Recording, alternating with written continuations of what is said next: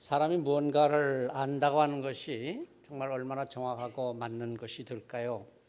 내 딴에는 빈틈없는 계획을 세웠노라고 하지만은 막상 일을 하다가 보면 미처 생각하지 못했던 일들이 일어나고 또 정확하지 못했던 것들이 드러나서 당혹스러워하게 되기도 합니다. 내 딴에는 틀림없다 확신을 했는데 나중에 보니까 그만 잘못 판단하여서 뒤늦게 후회하는 그런 경험도 우리는 종종 갖습니다. 어떤 사람이 새벽에 산책을 나가서 길을 가다가 숲속에서 뱀 한 마리를 보았습니다. 또아리를 틀고 앉아있는 뱀이었습니다. 그런데 그 다음 날도 산책을 하다가 바로 그 자리에서 그 뱀을 보았습니다. 그리고 그 다음 날에도 또 역시 지나가는데 그 자리에 그 뱀이 있는 것입니다. 그래서 다가가서 지팡이로 그 뱀을 건드려 보았더니만 사실 그것은 뱀이 아니라 바로 낡은 밧줄, 그것이 동그랗게 감겨 있는 것이었습니다. 실존주의 철학자 사르트르가 직접 겪었던 그런 이야기이죠. 그는 말합니다. 모든 존재는 지금 존재하는 것만이 존재하는 것이다. 다시 말해서 인간이 무엇인가를 안다고 하는 것, 인식한다고 하는 것은 그래서 현재 있는 것 그것만 볼 뿐이요, 그것만 인식할 뿐이라고 하는 것이지 그 이상을 더 모른다고 하는 것입니다. 사실 우리가 믿음으로 산다고 하지만은 때때로 하나님에 대한 믿음이 아니라 내 생각, 내 계획을 가지고 그것이 믿음이라고 착각할 때가 많이 있는 것 같습니다. 그렇기 때문에 우리의 신앙이 성숙한다고 하는 것은 무엇인가?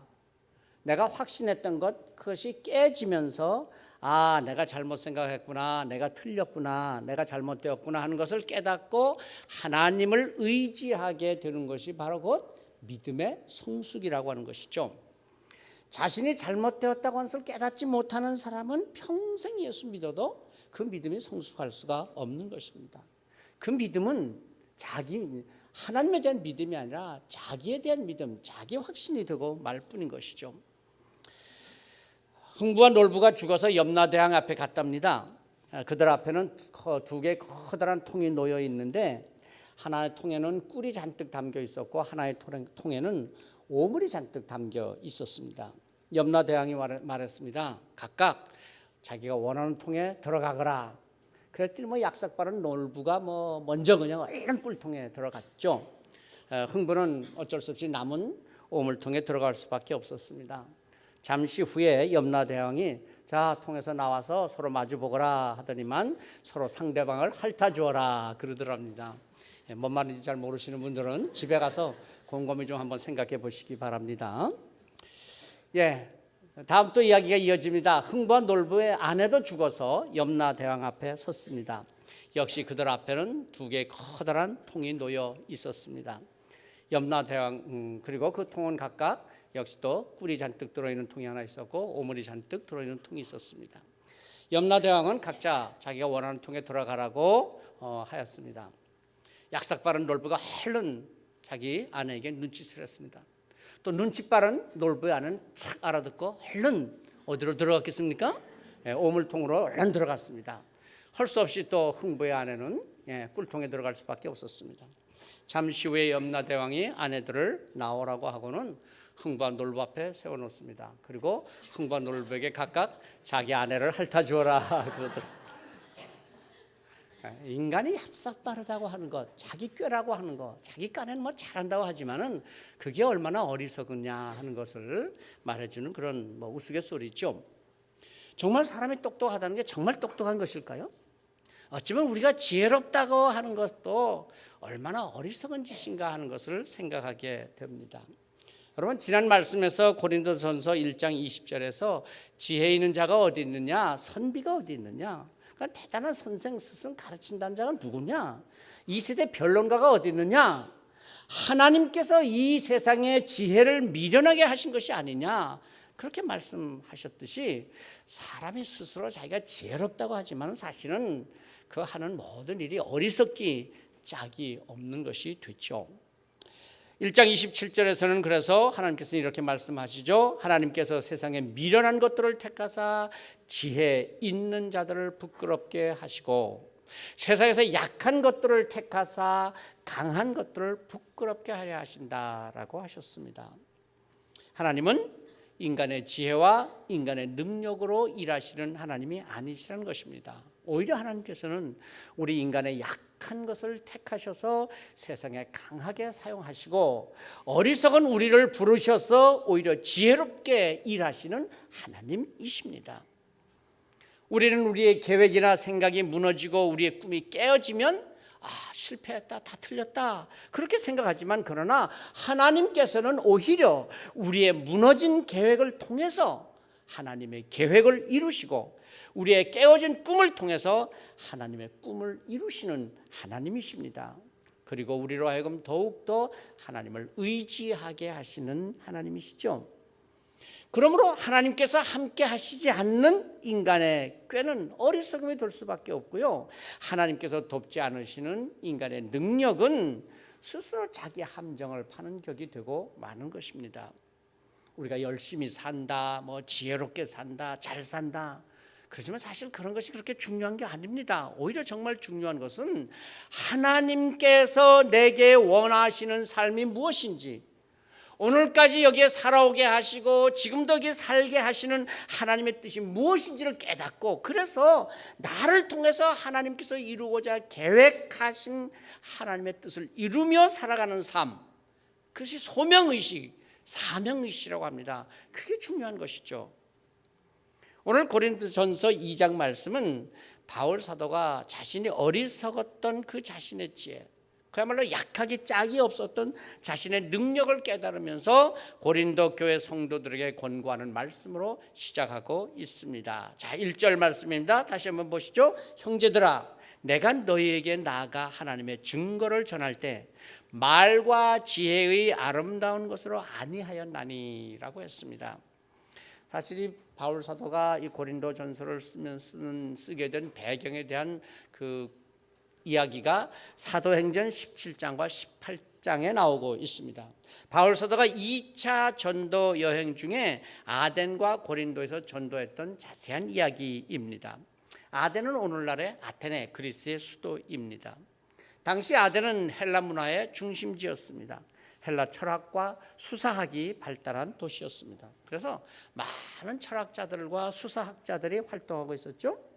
바울 사도는 아덴의 복음을 전하러 가면서 대단한 자신감과 기대감을 가지고 갔던 것 같습니다. 왜냐하면 바울 사도는 일찍이 가말리엘 문화에서 율법을 배웠고 또한 로마 시민권을 갖고 있을 정도로 학식이 뛰어나고 수사학을 공부해서 나름대로 언변이 뛰어나며 대단한 실력을 갖추고 있었습니다. 더군다나 바울 사도는 헬라어를 아주 유창하게 구사할 수 있었기 때문에 아덴에서의 복음 전파는 자신했습니다. 아덴에서 자신의 철학적 지식과 헬라어의 실력을 마음껏 발휘해서 그 어느 곳에서 보다도 내가 복음을 더 잘 전할 수 있으리라 자신하며 아덴에 갔던 것이죠. 사도행전 17장 16절 이하에서 보면 바울 사도는 아덴의 철학자들이 모여서 철학적인 논쟁을 하고 토론을 하는 자리였던 아레오바고라고 하는 자리에 가서 아주 논리적으로 변증적으로 복음을 전했습니다. 사도 바울의 그 설교의 핵심 키워드는 알지 못하는 신이라고 하는 것입니다. 아덴 사람들이 얼마나 많은 신들을 섬겼던지 알지 못하는 신까지도, 이름도 모르는 신까지도 섬겼다고 하는 것입니다. 바울 사도는 바로 여기서 착안을 해서 여러분들이 알지 못하는 신이라는 그 신을 내가 여러분에게 알려드리겠습니다. 그러면서 하나님의 창조의 이야기에서부터 시작해서 예수 그리스도에 이르기까지 열정적으로 말씀을 전했습니다. 정말 바울 사도의 설교는 논리적이었고 합리적인 설교였습니다. 지식적으로 아주 탁월한 설교였습니다. 그런데 놀라운 것은 바울 사도가 그토록 자신 있게 논리적으로 지혜롭게 전한 말씀에 비해서 전도의 열매가 별로 없었다고 하는 것입니다. 그 뛰어난 철학과 수사학으로 복음을 전했음에도 불구하고 믿는 자가 별로 없었다는 거예요. 바울은 깊은 좌절감에 빠집니다. 그리고 발걸음을 옮겨서 고린도로 오게 됩니다. 그리고 고린도에서 자신의 어리석음을 깨닫습니다. 내가 그토록 지혜롭게 달별로 전도했지만은 하나님께서는 인간의 지혜로 달별로 일하시는 하나님이 아니시구나 하는 것을 깨닫습니다. 그렇습니다. 하나님께서는 우리의 탁월한 능력과 뛰어난 재능을 통해서 역사하시기도 하지만은, 그러나 오히려 우리가 잘할 수 있다고 자신하는 그 방법을 꺾어버리시고 하나님의 방법으로 일하시는 하나님이시라고 하는 것입니다. 결코 우리가 나를 자랑하지 못하도록 하시고 우리를 하나님의 방법으로 일하도록 이끌어 가시는 하나님이십니다. 아덴에서 바울 사도는 그렇게 실패를 경험하고 나서 고린도에 오게 되었으니, 고린도에서 바울 사도가 가졌던 마음, 얼마나 그 마음이 좌절과 낙심이었겠습니까? 그래서 오늘 3절 말씀에 보면 그 심정을 이렇게 쓰고 있습니다. 내가 너희 가운데 거할 때 약하고 두려워하고 심히 떨었노라. 바울 사도가 고린도에 이르렀을 때에 왜 약하고 두렵고 심히 떨었는지 여러분 이해할 수 있으시겠죠? 아덴에서 실패. 바울 사도는 더 이상 복음을 전할 자신감도 없었고 용기도 나지 않았고 모든 능력을 다 상실하고 있었던 것입니다.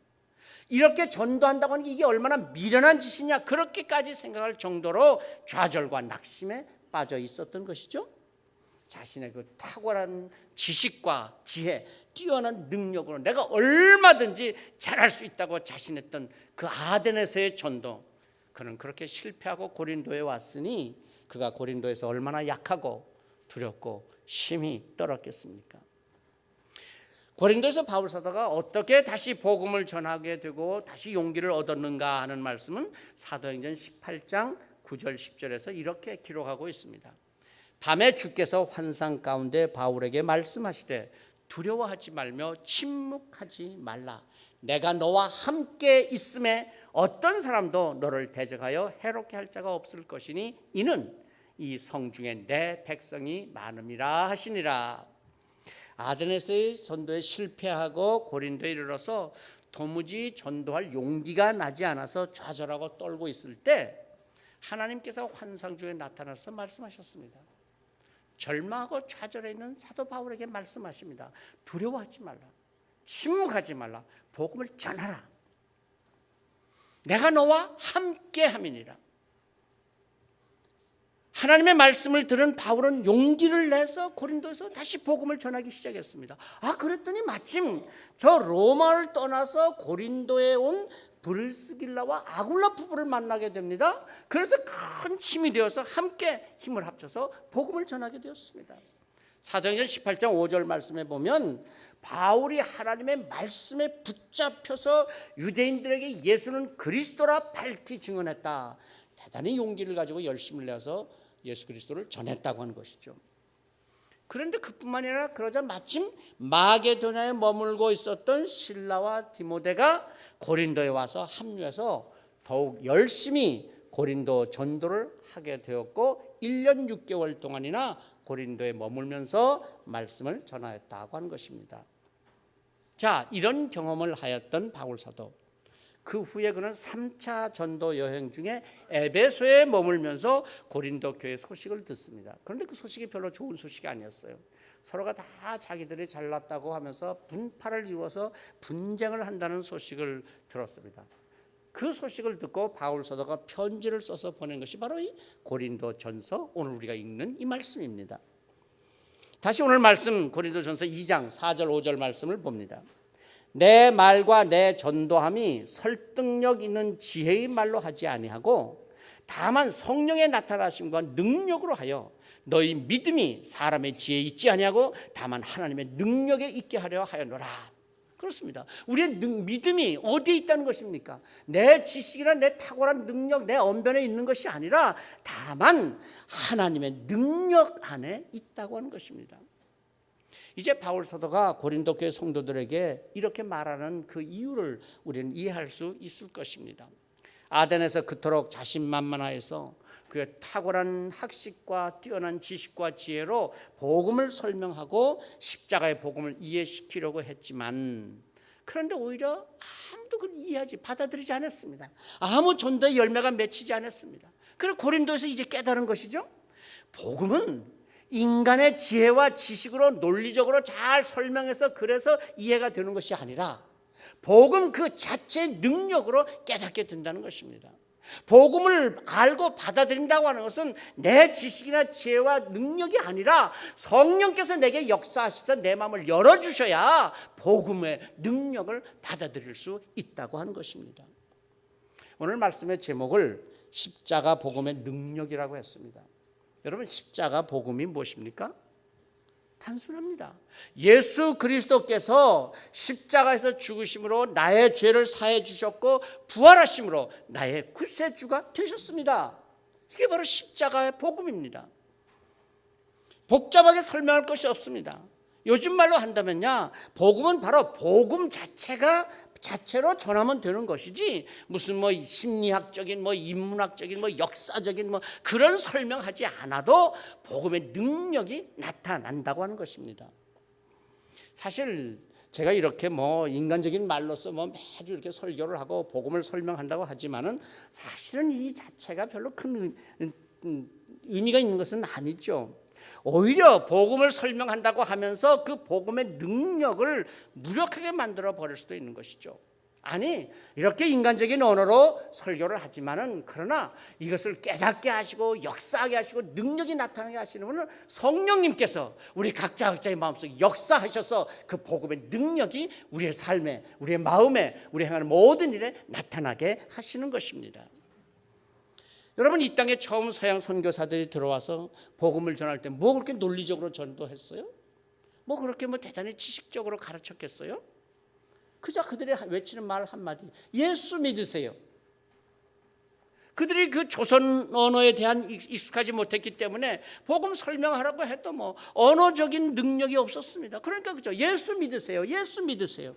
그 한마디 말을 통해서 복음이 이 땅에 전파되었고 그들의 전도로 인해서 바로 오늘 우리가 예수 믿고 이 자리에 앉기까지 거기는 복음이 그 자체의 능력이 역사하셨던 것입니다.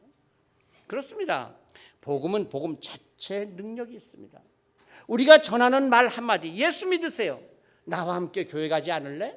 간단한 말이지만 그러나 그 말 자체가 복음으로 역사하는 것입니다. 그런데 우리는 자꾸 이게 복음을 뭔가 좀 다른 말로 잘 설명해야 할 것 같은 생각을 갖습니다. 망설이고 못하고 그러다가 생전 전도 한번 못하고 우리의 삶이 끝나지 않습니까?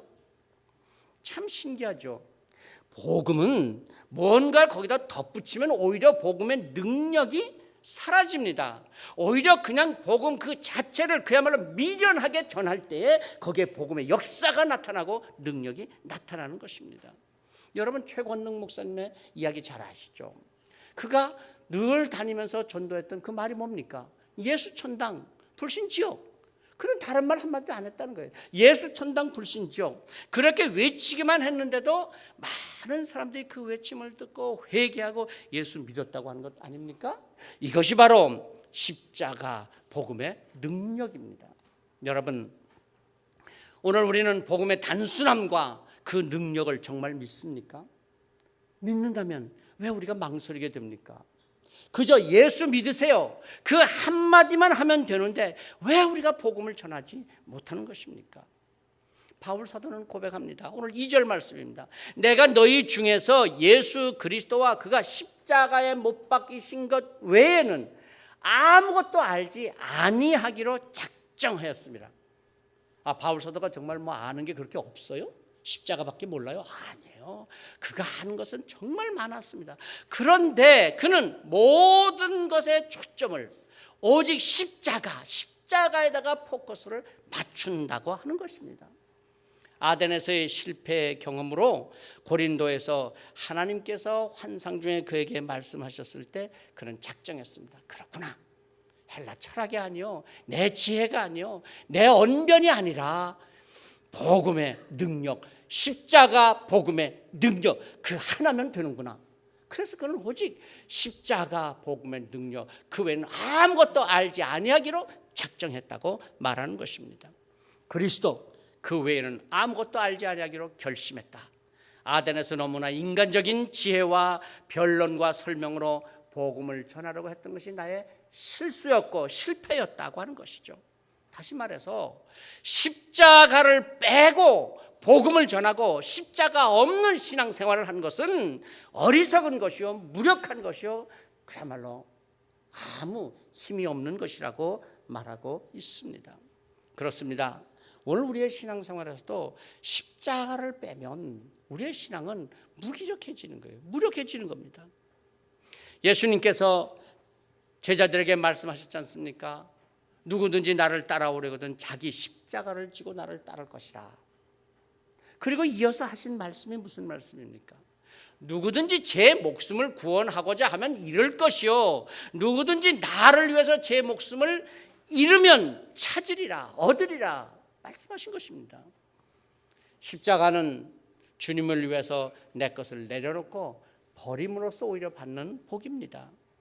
그런데 오늘 우리가 예수님을 따른다고 하면서도 이 내가 움켜잡고 있는 것, 내게 있어야 하겠다고 생각되는 그것들을 움켜잡고 결코 내려놓지 않고 계속해서 그저 더 받을 축복만을 생각하니까 정말 주님을 따르는 축복은 우리가 받지 못하는 것 아니겠습니까? 자, 이어지는 4절 5절 말씀에서 바울 사도는 이렇게 고백합니다. 내 말과 내 전도함이 설득력 있는 지혜의 말로 하지 아니하고 다만 성령의 나타나심과 능력으로 하여 너의 믿음이 사람의 지혜에 있지 아니하고 다만 하나님의 능력에 있게 하려 하였노라. 그렇습니다. 인간의 말이 아무리 설득력 있다고 할지라도, 지혜롭게 말한다고 할지라도 그것이 사람을 변화시키며 인간의 설득력, 인간의 지혜가 세상을 바꿀 수 있는 것이 아닙니다. 성령의 역사하심, 성령의 능력으로 된다고 하는 것입니다. 그래서 고린도에서 지혜롭게 설득력 있게 복음을 전하라고 했기보다 바울 사도는 그저 그 복음 자체를 전했습니다. 그랬을 때 십자가 복음의 능력이 나타나서 많은 전도의 열매를 얻게 되었다고 하는 것입니다. 십자가 예수 그리스도만이 능력이 됨을 깨달았던 것입니다. 사랑하는 성도 여러분, 우리가 오늘 이 자리에 왜 모인 것입니까? 우리가 과연 이 자리에 나와서 보고 듣고 구하고자 하는 것이 무엇입니까? 우리는 복음이 아니라 인간의 지혜를 구하고 있지는 않습니까? 우리는 십자가의 복음이 아니라 인간의 지식을 구하고 있지 않습니까? 복음의 능력이 아니라 자기 위로 자기 위안을 얻으려고 하지 않습니까? 언제부턴가 교회 안에서 십자가의 복음이 가려지고 인간의 달변과 재밌는 이야기, 그저 감미로운 노래, 즐거운 행사, 인간의 그저 재밌는 만남, 그것으로 교회가 가득 차고 있지는 않습니까? 십자가의 복음이 가려진 교회는 결국 나약해지고 무기력해지고 십자가의 복음을 잃어버린 성도는 신앙에 아무 능력도 갖지 못하고 마는 것입니다. 복음은 단순합니다. 십자가의 복음은 그 자체가 능력이 있습니다. 바울 사도는 결론적으로 우리에게 이렇게 깨우쳐 줍니다. 6절 말씀입니다. 우리가 온전한 자들 중에서는 지혜를 말하노니 이는 이 세상의 지혜가 아니요 또 이 세상에서 없어질 통치자들의 지혜도 아니다. 바울 사도가 십자가의 복음만을 전하기로 작정했을 때 십자가의 복음은 이 세상의 지혜가 아니요 또 없어질 통치자들의 지혜와는 다르다는 것이죠. 다시 말해서 바울 사도는 세상의 지혜와 복음의 능력을 구분해서 말씀하고 있는 것입니다. 세상 사람들이 믿는 지혜와 지식, 진리의 기준은 무엇입니까? 모든 것이 다른 사람의 나를 어떻게 보는가, 세상의 나를 어떻게 판단하는가, 그게 기준이죠. 그러나 사실 우리가 오늘 살아간다고 하는 것은 다른 사람이 봐주는 인생을 사는 것이 아닙니다. 세상이 그저 판단한 그걸 따라서 사는 삶이 아닙니다. 우리가 정말 가깝게는 가족들이 나를 어떻게 보는가, 좀 더 멀리는 직장에서 사회에서 사람들이 나를 뭐라고 하는가, 거기에 거기에 집착하다가 보면 정말 내가 진실한 삶을 사는 것이 아니라 누군가 그저 봐주는 인생, 판단해주는 인생을 우리가 살게 되는 것 아닙니까? 그러다가 중년이 지나고 장년의 마지막 때에 이르게 되면 내가 뭘 위해 살았나 허무해하고 허탈감에 빠지게 되기 쉬운 것 아닙니까? 그러나 인생의 진짜 지혜는 하나님 앞에서 내가 어떤 존재인가, 하나님 앞에서 내가 어떤 인생을 살았는가를 아는 것이 진짜 지혜라는 것입니다. 세상의 지혜와 하나님의 지혜가 다른 것은 세상을 사는 방식이 다르다고 하는 것입니다. 세상의 지혜는 사람들이 나를 어떻게 보는가, 세상이 나에 대해서 뭐라고 말한 것을 중요하게 여기지만, 하나님의 지혜는 사람이 아니라 하나님 앞에서 내가 어떤 존재인가, 하나님께서 보실 때 내 삶의 의미가 무엇인가 하는 것이 중요하다는 것입니다. 사실 인간은 누구나 다 저마다 감추어져 있는 자신의 부끄러움이나 떳떳지 못한 삶의 모습을 갖고 있습니다. 우리가 잘 아는 윤동주 시인은 하늘을 우러러 한 점 부끄러움도 없는 삶을 살기를 원했지만, 정말 우리가 내 삶을 다 드러내도 한 점 부끄러움 없는 삶을 산다고 하는 것은 그렇게 쉽지는 않습니다. 제가 늘 인용하는 말이지만, 깔백 목사님께서는 세상에 의인이 없다라는 성경 말씀을 하시면서 이 세상에는 오직 두 가지 죄인이 있을 뿐이다. 첫째는 뭐예요? 들킨 죄인과 안 들킨 죄인이 있을 뿐이라는 거예요. 들킨 죄인은 다 저기 감옥에 들어가 있지만은 우리가 이렇게 다 감옥에 안 들어가고 살아가는 것은 죄가 없어서가 아니라 들키지 않았기 때문에 살아간다는 거예요. 모두가 다 죄인이라는 거예요. 어찌 하나님 앞에서 부끄럽지 않은 자가 있겠냐는 거죠. 고린도 교회에 예수 그리스도를 구주로 영접하고 교회 생활을 하는데, 그들 중에는, 그 고린도 교회 교인들 중에는 세상에서 살던 그 삶의 방식을 그대로 가지고 와서 살아가는 신앙생활하는 사람들이 있었던 것입니다. 그래서 세상에서 사용하던 논리와 방식으로 교회에서 일하고 사람들을 평가하고, 그래서 분쟁이 일어났다는 것이죠. 그리고 이렇게 되자 교회 안에서, 그리고 성도들의 삶에 역사하던 성령의 역사, 복음의 능력이 사라져버렸던 것입니다. 그리고 오직 서로가 네가 틀렸다, 내가 옳다, 서로 판단하고 정죄하는 일만 남았다는 것이죠. 오늘 우리도 어쩌면 마찬가지가 아니겠습니까?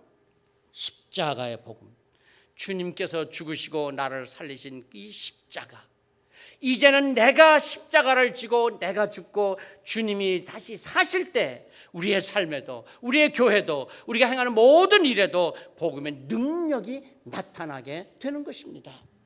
때로는 결코 용납할 수 없다고 생각되는 사람일지라도 십자가의 복음의 능력을 믿고 용납하고 이해하고 서로를 위해서 기도할 때 우리의 삶은 하나님의 축복된 삶이 되며, 우리의 아름다운 공동체, 경서 공동체는 하나님의 축복된 공동체가 되리라고 믿습니다. 기도하십시다. 하나님, 참으로 인간이 대단한 존재요, 대단한 지혜와 능력을 가지고 사는 것 같지만, 하나님께서 보실 때는 어리석기 짝이 없고 연약한 존재인 것을 깨닫습니다.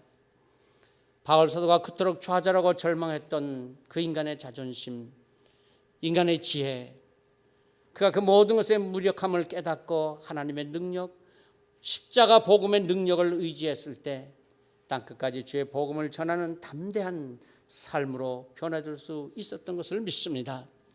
이제 오늘 저희가 세상의 지혜를 구하는 자들이 되지 않게 하시고, 오히려 하나님 앞에서 우리의 삶의 모습을 돌아보고 내 삶의 의미를 깨닫고 십자가 복음의 능력을 의지하여 살아가는 삶이 되게 하여 주시옵소서.